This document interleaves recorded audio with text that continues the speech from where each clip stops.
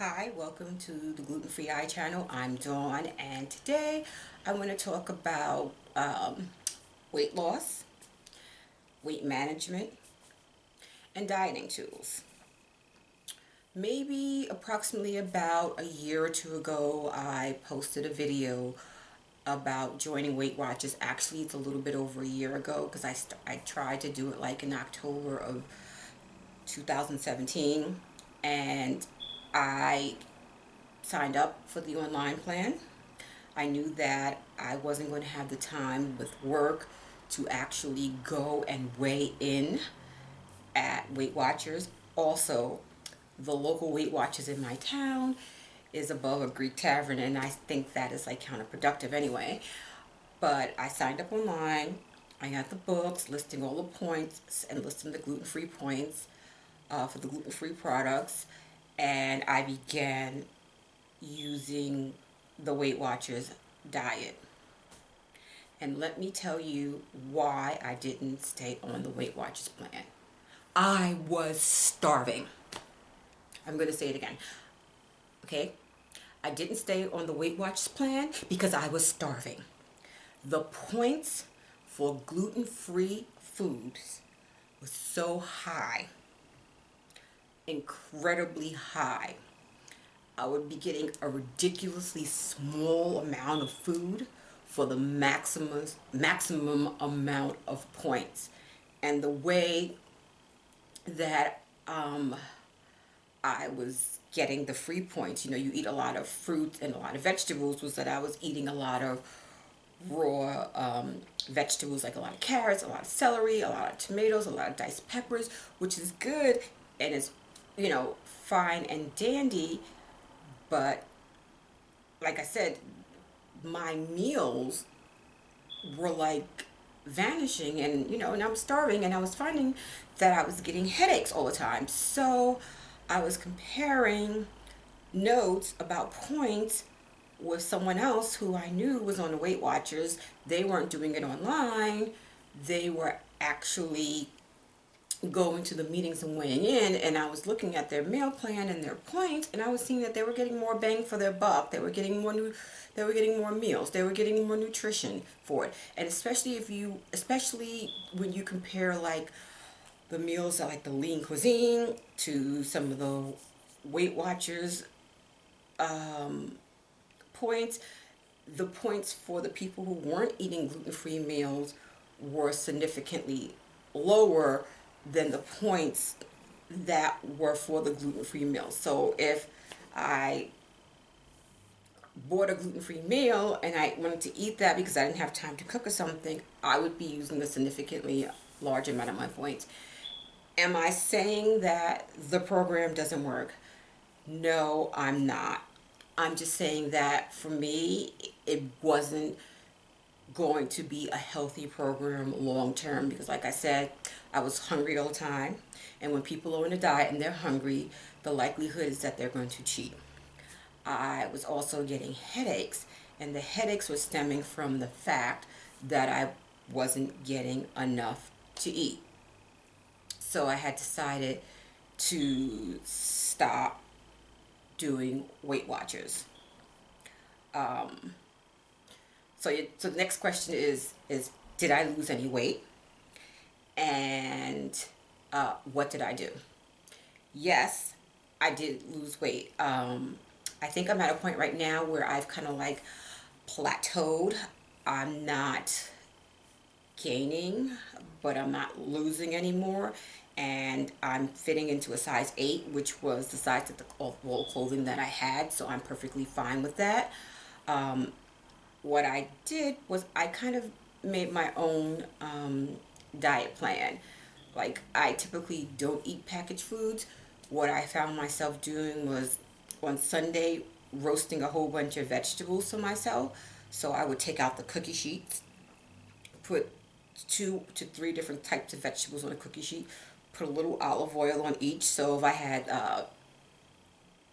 diced up sweet potatoes, and maybe I did some broccoli, and maybe I would have done some carrots, and then I would put, for the carrots, I would put some cardamom and cinnamon on them, And on the broccoli, I would just put like a little sea salt and pepper. And then on the sweet potatoes, I would put cardamom, cinnamon, and nutmeg. And I would cover the cookie sheet, put it in the oven at between 350 and 375. Let it cook.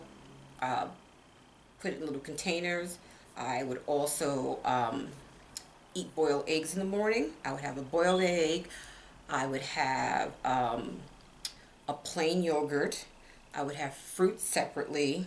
I would still have like my carrots and my vegetables during the day. And for everything else, I did something interesting that I saw a coworker of mine do, and she wouldn't necessarily deprive herself of stuff. She would eat less.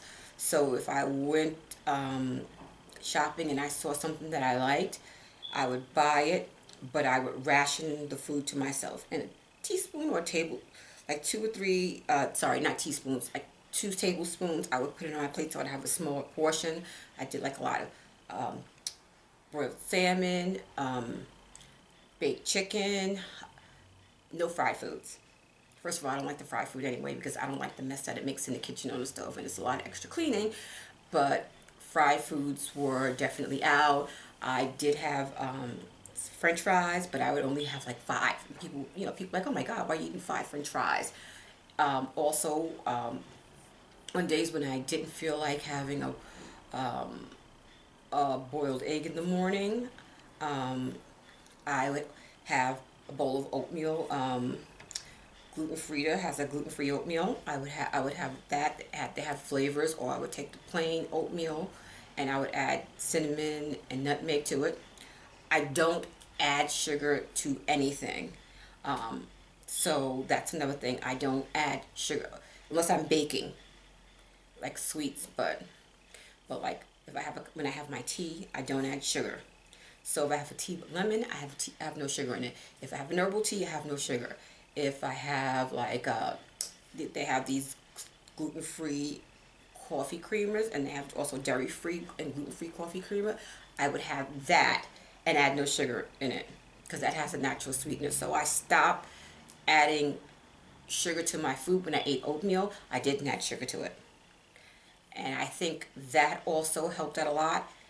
And I also made sure that I was getting my 64 ounces of water in a day. Every single day, 64 ounces of water. And no carbonated beverages, no soda. I'm not a really, I rarely drink juice. I'm not a fan of juice. And if I have a juice, it's cranberry juice. And again, it's unsweetened. If I had to go to a function where people were drinking and stuff like that, I'll have a little bit of ginger ale mixed in with some cranberry juice, and I'll have like a twist of lime thrown on it. So people see you have a drink in your hand. It's carbonated or whatever, but it's not an alcoholic beverage, because alcoholic beverages have a lot of calories, and I'm also not drinking a full glass of soda. Sometimes people tend to borrow, look at me like I'm crazy. I'm like, can I have a cranberry juice, but maybe like that much, ginger ale in it. But sometimes I don't even do that. I'll just have the straight cranberry juice. Like I said, I'm not a fan of carbonated sodas and things like that. And I just discovered also, not just discovered, but I just stuck to a regimen of portion size. And I think that made a really big difference. Just basically being conscious of the size of my plate and what I was putting on it. And a lot of times what I did was I would start with the salad and vegetables and put them on my plate first, and made sure that they were either half or more than half of my plate. And then I'd add meat, but I wouldn't go overboard. I wouldn't have more than one piece of any meat. And that also helped me. And when I was hungry, one of the things, as bizarre as it may seem, if I was hungry and I needed a snack, I would eat plain Greek yogurt. I wouldn't add anything to it. I would just eat the Greek yogurt plain. I mean, it has the lowest amount of calories in it, and the taste doesn't really bother me. So I think that also helped out a lot. Um, Another thing that I did, like sometimes you feel that you just need to have a cookie or a piece of cake. I didn't deprive myself and not have that piece of cake or cookie, but I just wouldn't allow myself to go overboard.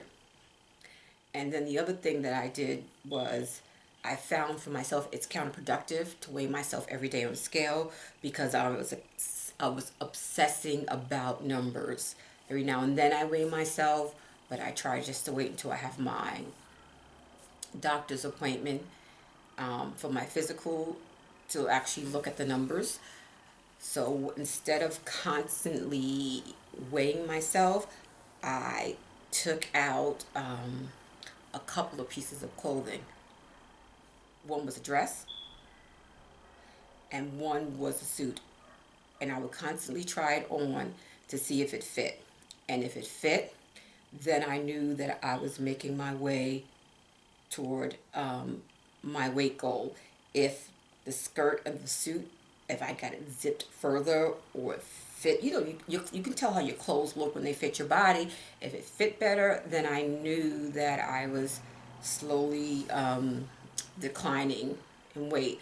Another way that I would also look at it was I would take pictures not to share it with people, like of my face, because I think that my face was starting to change when I was putting on weight, and I would see where my face was getting a little fatter, and then I noticed that it was slendering down a bit. So that is something that I also did. And another thing that I also did too was I bought, not sweetened, but just dried cranberries, nuts, different nuts, and I would eat like a cup of nuts in the morning and in the afternoon. Because, like I said, I'm still doing physical therapy for injuries, and I'm doing it in the water because it's warm water and it's very soothing on the muscles and things like that. But you're still, although because you're in the water, you're not breaking a sweat, so you are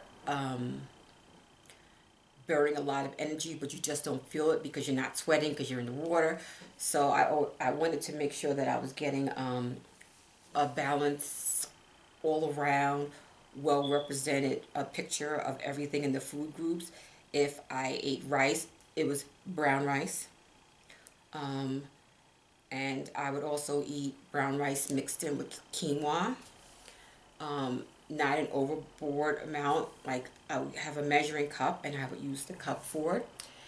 If I ate, which I really haven't had for a while, if I was going to eat ice cream, I would have one scoop. That way I had the ice cream, but I didn't go overboard. And I always knew that there was my limits. And I would, just having like the dress that I wanted to fit in and the suit that I wanted to fit in um, was a constant reminder for me. In lieu of the scale, I would look at it every week and try to realize my goal. And that's one of the things that helped me out with my weight loss plan. And don't get me wrong, I mean, planned diets are very good. In-person meetings are very good. Weight Watchers, it's good for some people. Weight Watchers just wasn't a good fit for me. Um, Having headaches and working and sitting in front of a computer and dealing with stress and commuting, that just wasn't having a positive effect on me. And the other thing too was that I think I had to have the realization of what my size was and what my actual natural size should have been. I was basically the smallest woman in my family. I come from a family where women are 10s, 12s, and at that time, I was either 1, 2, or 3, 4. Then I started to gain a little weight after my celiac diagnosis, and I learned how to eat gluten-free and healthy. So, someone once said to me, you have to look at things and put them in perspective. You can't look at your pre-diagnosis weight because you were unhealthy, you were losing weight very quickly, you were very sickly, you were suffering from malabsorption, and now my body's at a healthier state. And the person actually said to me, take a look at the women in your family and take a look at yourself and see if your pre-diagnosis weight was more in line when you were unhealthy, or is it more in line with where they are now that you're healthy. And it's actually more in line as to where my family falls now that I'm actually healthy. Um, when I started my diet, I was fluctuating between a 10, 12, and now I fit in an 8 with some room to spare. So I'm very happy at being a size 8. Um, I think because of my PT and I'm exercising in the water, I think that's a good form of exercise. I also, when the weather permits, I do walk. If I can run errands in town locally and walk, I will do that.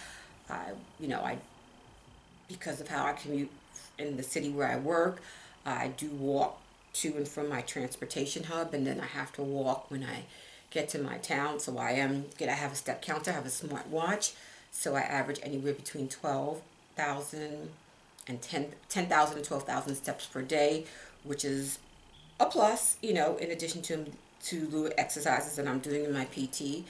And I'm probably at a point where I'm feeling good about my size and feeling good about the food choices that I'm eating.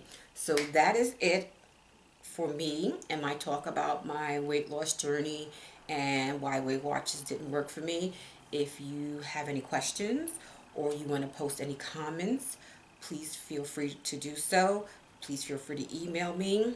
And if you are a subscriber, thank you very much for supporting my channel. And if you're new to my channel, please don't forget to subscribe. We would like to have you on board. Even if you're not a gluten-free baby, I think that there are so many things that we can learn from each other about health and nutrition and life experiences, that if something doesn't directly impact you as food and allergen issues, then it impacts someone that you know. So the more we all know, the better we all are. Thank you for watching, and I'll see you again soon. Take care.